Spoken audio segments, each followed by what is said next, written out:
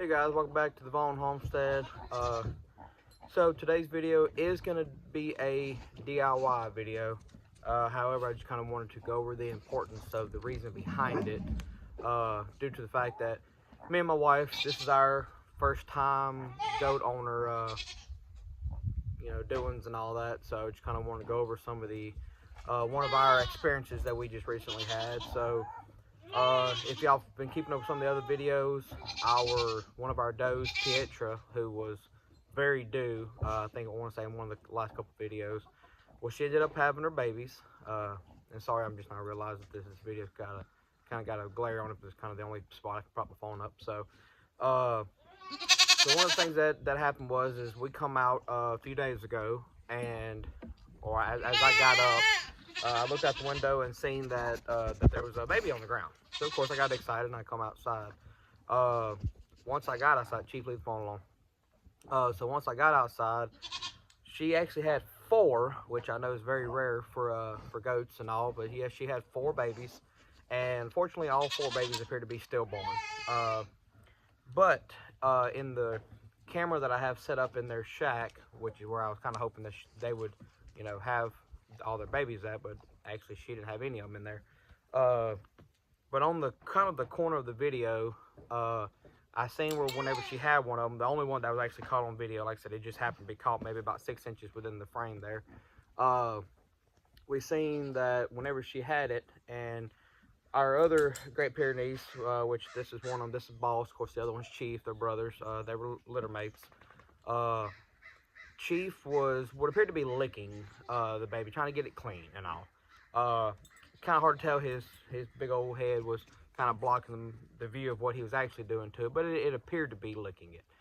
What I didn't like is whenever Pietra turned around to check on the baby herself, Chief snapped at her and kind of run her off, like as if that was his baby now, which that is their job, to watch over and protect the babies and all, or the goats in general.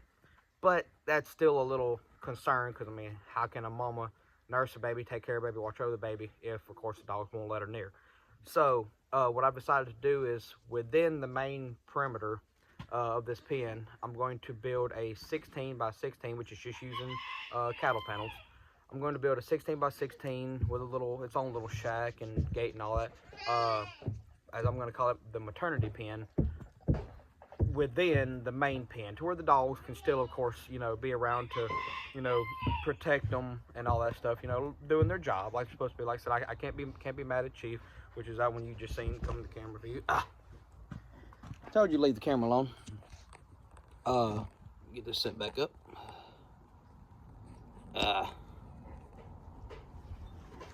Anyway, so again, I can't be mad at him. He was doing his job.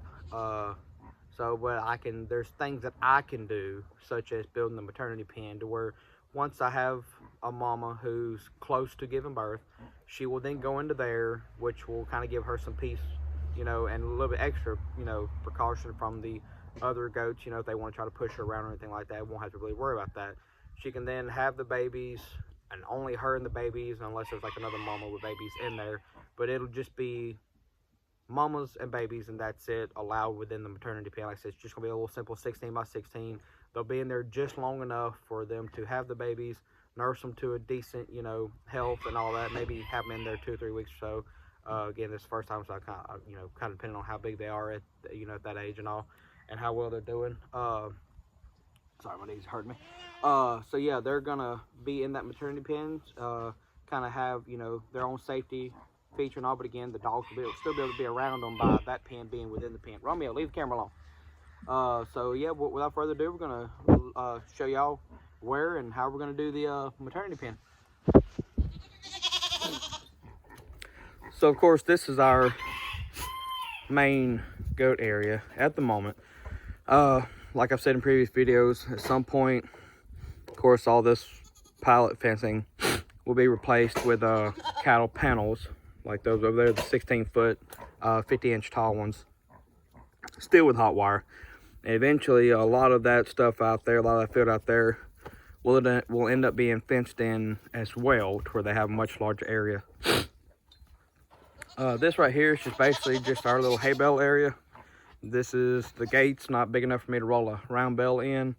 So what I do is I just take down this back panel and back the trailer up, roll off a round bale, put the panel back up, connect in the corner there, and then I can let the goats out here during the daytime to eat on the round bale as much as they want, since they're kind of limited to how much grass and all that they have in their actual pen. And again, as you've seen in previous videos, occasionally we'll let them out there to eat in the field as well. But so we're going to end up putting the maternity pen right here where this deck is. Like I said, it's kind of going to be like a centralized location within the main pen.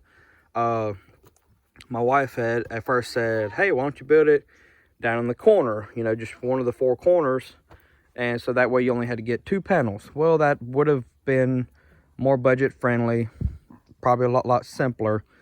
However, my only concern was, and I'm going through all this just to where, you know, kind of help any other first timers to kind of, maybe you may not think of it. When babies are born, of course, you've got the afterbirth and all that stuff, which is going to be a very good smell. May not be a good smell to us, but it's a good smell to predators such as coyotes and stuff like that.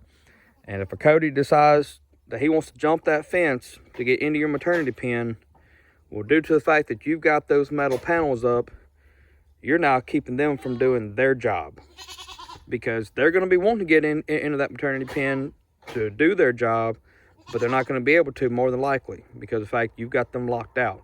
But by putting the maternity pen in somewhere within the pen, and you can have it close to the corner or centralized like I'm going to do, but it needs to be where there's 4 walls to where if you have guardian dogs, they can still go all the way around. So for example, let's just say that this was the pen right here, they can still go all the way around it.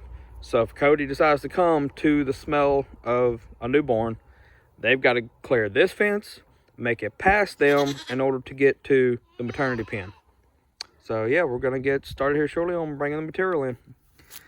So here we got the material, 4 of the cattle panels. We've got our fence post. I bought the 5-foot fence post because I'm only going to need to be able to stick them in the ground about a foot and a half, just enough to stabilize these. These are 4 foot tall, so you know, as long as you still got about a good 3.5 foot sticking out the ground, you'll still have enough to brace these. So wasn't really no sense in paying the extra for the 6 foots. And on my way home last night, there's a company over in a neighboring town that I have to go through on my way home from work, who actually had these. This is 6 pallets. Climb up here. And they have solid tops on them. They, I'd say, that's about maybe about 3/8 inch plywood there. Good and solid. These little blocks in between here are just little bitty things of the plywood here, all nailed and glued together here. But yeah, it's lined up, just built just like a pallet is. But they are, as you see, my trailer is 6 foot 10 inches wide. The deck is, so that right there, I'd say they're basically 7 foot wide. I'm gonna say I would say around 4 foot, or should I say 7 foot long. And I'm gonna say that's about 4.5, probably 4.5, 5 foot wide. I haven't actually taken a tape measure to it, so I'm kind of eyeballing it here. But yeah, I'd say at least a good 4.5, at least. So again, there's 6 of them. That company every now and then puts out these pallets out by the road for free. So it just happened to be my lucky night, because I was going to end up having to frame out the little shack for them and all that, and go buy a bunch of tin. But now I won't. I'm going to be able to build it out of these, square it up and put 1 on top. And it probably only take about 4 of these, but like I said, they had 6 of them, so I went ahead and grabbed all 6. They're somewhat heavy, but that just means that they're that much more heavy duty and durable and all. At some point, I'll end up painting. I'll either paint the plywood to make it last longer, or I'll end up putting tin on it at some point. But again, trying to be on a budget, this makes it where I can worry about tin on another day, and I can pretty much build the entire shack for free, other than some screws there, which I already have. And of course, you know, screws for the most part you can get cheap compared to all the other material it would take to have to build a shack, such as 2x4s and 10 and all that stuff. So we're gonna get all this stuff moved into the pen and get to putting it all together. So this is what we have so far. After actually taking a tape measure to these pallets, they're actually 4 foot 10 inch this way and 7 foot 3 inch that way. So actually taller, because like I said earlier, I was taking 4.5, but it's actually almost 5. So, which will give plenty of room for us to be able to walk inside there and all. Plus that'll put the max height up there. Should be around about 5'4". So that should be enough to keep them from being able to jump on top and trying to get out of the area. So yeah, they're gonna end up having plenty of area in here. What I'm gonna do next is, of course I got this one sat on top. What I'm gonna do is cut off this excess on both sides and bring them as my front wall to where there'll just be one opening kind of sitting here. I'll leave about a 2 foot doorway. That way there's plenty of room for myself or, you know, anybody else to be able to walk through to check on the babies or anything like that. So that'll be the next part. All right, so this is what we've got so far. Like I had said, I cut it off there. That's the section that had come off of that one. And then I cut this one.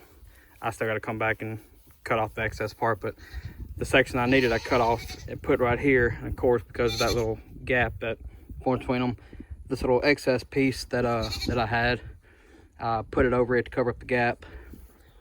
Of course, it ain't nothing pretty right now, but like I said earlier in the video, later I'm gonna add tin all the way around it as well as on the roof, so that'll end up hiding the ugliness. But as I said in some of my previous videos, a lot of this stuff is about doing stuff on a budget as well. And everything about this entire shack right here, other than the screws, was free.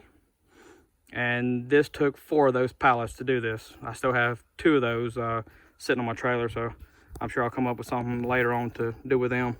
But as for now, and I ended up deciding against doing the deck inside of it, so I left it out. So we'll just stockpile a thick layer of hay in there. But like I said, we'll end up getting some tin to go around the whole thing, as well as on the roof. The door is exactly 2 feet wide, which will be plenty enough space for the pregnant mamas, fat bellies to go through, as well as myself.